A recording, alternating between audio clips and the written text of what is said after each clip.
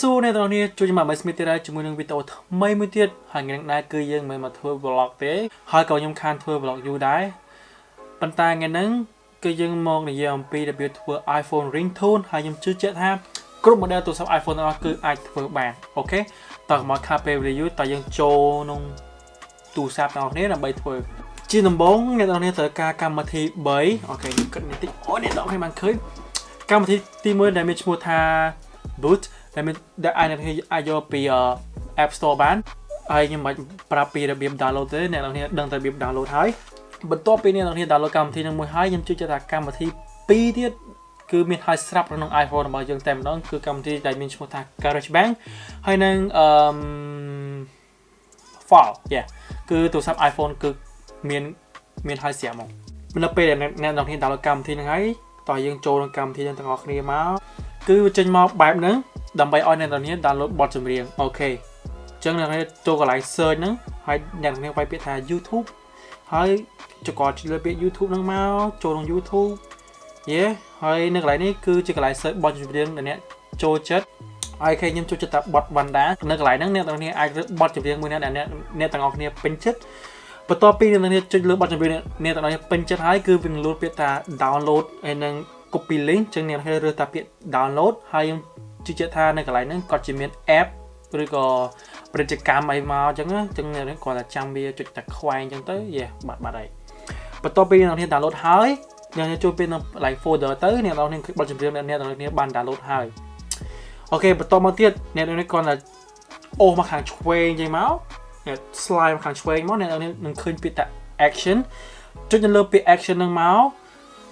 អ្នកទាំងនេះជួយពាក្យថា convert to audio ដើម្បីយើង convert វាទៅជា MP3 វិញបន្ទាប់មកវានឹងលោតមកនៅខាងលើបទចម្រៀងហ្នឹងអ្នកទាំងនេះអូសមកខាងឆ្វេងនៅលើ MP3 ហ្នឹងមកហើយជួយពាក្យថា action ម្ដងទៀតចូលពាក្យថា open in ហើយចូលពាក្យទៅកន្លែង save to file ដើម្បីអ្នកទាំងនេះ save to file ហ្នឹងគឺ file ខ្ញុំប្រាប់ណាហើយវានឹងលោតចេញពាក្យថា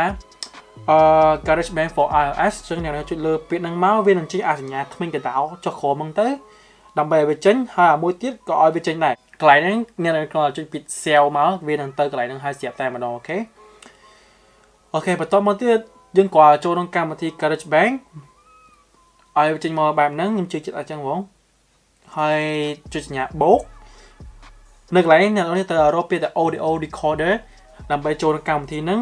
ចុចនៅកន្លែងសញ្ញាព្រួយខ្ញុំបានដាក់ឲ្យហ្នឹងទៅចុចសញ្ញាបូកកន្លែងសញ្ញាបូកនេះគឺដើម្បីឲ្យយើងចង់បានបទចម្រៀងឲ្យយើងបានវែងបើអ្នកបានចុចនៅកន្លែងហ្នឹងទេបទចម្រៀងនោះវាកត់ជានឹងមកខ្លី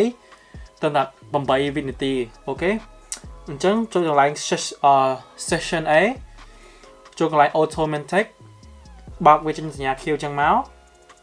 ហើយនៅនេះនឹងឃើញសញ្ញាលេខ2គៀននឹង1យើងអ្នកនរនេះក៏ចុចលើនឹងមកអ្នកនរនេះនឹងឃើញពាក្យ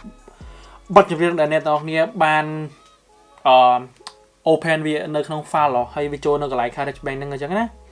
អូខេបន្តមកទៀតអ្នកនេះក៏ចុចវាលើនឹងឲ្យជាប់ទៅហើយអ្នកនេះលើកវាដាក់នៅកន្លែងហ្នឹងហើយបន្តមកទៀតអ្នកនេះចុចឃើញសញ្ញា Q TikTok នៅគៀនលើហ្នឹងអាខាងលើហ្នឹងហើយនេះកន្លែងហ្នឹងមកចុចបិទវាទៅបន្តមកទៀតអ្នកនេះក៏ចុចកន្លែង tray ដែលខ្ញុំបញ្ញាក្រហមដាក់មកចូលក្នុងពាក្យ my song ហើយអ្នកនេះចុចថា save វាទៅហើយនេះចុចឲ្យវាជាប់នៅម្ដងទៀតហើយអ្នកនេះរកពាក្យថា share ដើម្បីចុចលើពាក្យ share ហ្នឹងទៅហើយយើងរកពាក្យកន្លែង ringtone វាជាការស្រេចតែម្ដងគាត់ចុចកន្លែង ringtone ហ្នឹងហើយបន្ទាប់មកចុចពាក្យថា continue កន្លែងនេះវានឹងឲ្យយើងដាក់ឈ្មោះយើងចង់ដាក់ឈ្មោះក៏បានអត់ក៏បានចឹងកន្លែងនេះខ្ញុំដាក់បទដាក់ឈ្មោះថាwooden អីចឹងណា wooden box by one wooden box one ដែរចឹងមកហើយនេះគាត់ចុចពាក្យកន្លែង export មកហើយជាការស្រេចអូខេចាំវា save ហើយអូខេតែប៉ុណ្្នឹងអ្នកនរនេះបន្តមកទៀតចុចពាក្យថា OK បន្តមកទៀតអ្នកនរនេះគាត់ចូលទៅកន្លែង setting របស់យើងមកហើយខ្ញុំទៅដាក់ឲ្យអ្នកនរនេះបានឃើញនេះជាកន្លែង ringtone របស់ខ្ញុំហើយនេះជាបទចម្រៀងដែលខ្ញុំដាក់ឲ្យ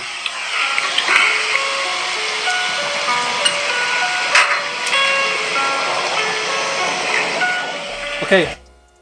នៅពេលដែលគេតែមកនឹងលឺបទចម្រៀងនោះនៅពេលអ្នកទាំងនេះបានដាក់ហើយឥឡូវខ្ញុំមិនមានទូរស័ព្ទទេមួយទៀតដាក់ទេព្រោះតែអត់មានអ្នកនៅផ្ទះអញ្ចឹងអញ្ចឹងអ្នកនរអរគុណសម្រាប់ការមើលវីដេអូនេះប្រហែលជារបៀបអញ្ញាញ៉ៃទេបើមានចម្ងល់ឬក៏សួរអីអាច